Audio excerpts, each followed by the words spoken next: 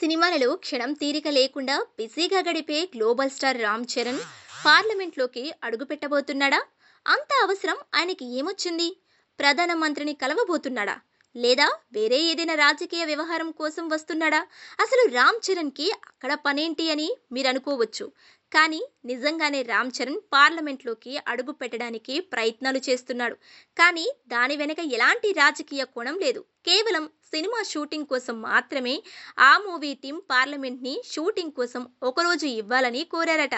ఇదే ఇప్పుడు national wide గా ట్రెండ్ అవుతున్న టాపిక్. ప్రస్తుతం రామ్ చరణ్ బుచ్చిబాబు దర్శకత్వంలో ఒక సినిమా చేస్తున్న సంగతి తెలిసిందే. పెద్ది అనే వర్కింగ్ టైటిల్ తో తెరకెక్కుతున్న ఈ సినిమాపై అంచనాలు భారీ రేంజ్ లోనే ఉన్నాయి. గేమ్ చేంజర్ లాంటి ఘోరమైన డిజాస్టర్ తర్వాత వస్తున్న సినిమా కావటంతో ఎలా అయినా కుంభస్థలం బద్దలు కొట్టాలి అనేంత కసితో ఉన్న మెగా ఫ్యాన్స్ ప్రస్తుతం ఢిల్లీలో కుస్తీ పోటీలకు సంబంధించిన సన్నివేశాలను చిత్రీకరిస్తున్నారు. అయితే ఈ చిత్రంలో అత్యంత కీలకమైన సన్నివేశం పార్లమెంట్లో జరుగుతుందట. సన్నివేశం చూసే ఆడియన్స్ కి సహజంగా ఉండాలనే దృక్పథంతో పార్లమెంట్ ని ఒకరోజు షూటింగ్ కోసం తీసుకోవాలని మూవీ టీం చూస్తున్నారట.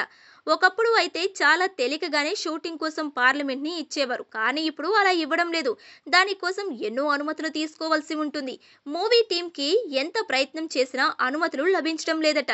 దీంతో డిప్యూటీ సీఎం పవన్ కళ్యాణ్ ని సంప్రదించారట మూవీ టీం. పవన్ కళ్యాణ్ కి ఢిల్లీలో ఎలాంటి పలుకుబడి ఉందో ప్రత్యేకించి చెప్పనవసరం లేదు. అందుకే ఆయన పలుకుబడిని ఉపయోగించి పార్లమెంట్ ని ఒకరోజు షూటింగ్ కోసం ఇప్పించేలా చేయమని కోరారట. పవన్ కళ్యాణ్ కూడా అందుకు సానుకూలంగా రెస్పాన్స్ ఇచ్చారట. చూడాలి మరి ఇది ఎంతవరకు వర్కౌట్ అవుతుంది అనేది. ఈ చిత్రంలో హీరోయిన్ గా జాన్వీ కపూర్ నటిస్తుండగా శివరాజ్ కుమార్ అత్యంత కీలక పాత్రలో కనిపిస్తున్నాడు. ఆస్కార్ అవార్డు గ్రహీత ఏఆర్ రెహమాన్ ఈ సినిమాకి సంగీతం అందిస్తున్నాడు. చాలా కాలం తర్వాత మన తెలుగు సినిమా ఇండస్ట్రీలోకి రెహమాన్ ఎంట్రీ ఇచ్చాడు. స్పోర్ట్స్ బ్యాక్ డ్రాప్ లో తెరకెక్కుతున్న ఈ సినిమా కొన్ని యథార్థ సంఘటనలు ఆధారంగా తీసుకుని తెరకెక్కించారట. తన కెరియర్ లోనే ఈ చిత్రం ది బెస్ట్ అవుతుందని రామ్ చరణ్ ఇదివరకు ఎన్నో సందర్భాలలో చెప్పుకొచ్చాడు.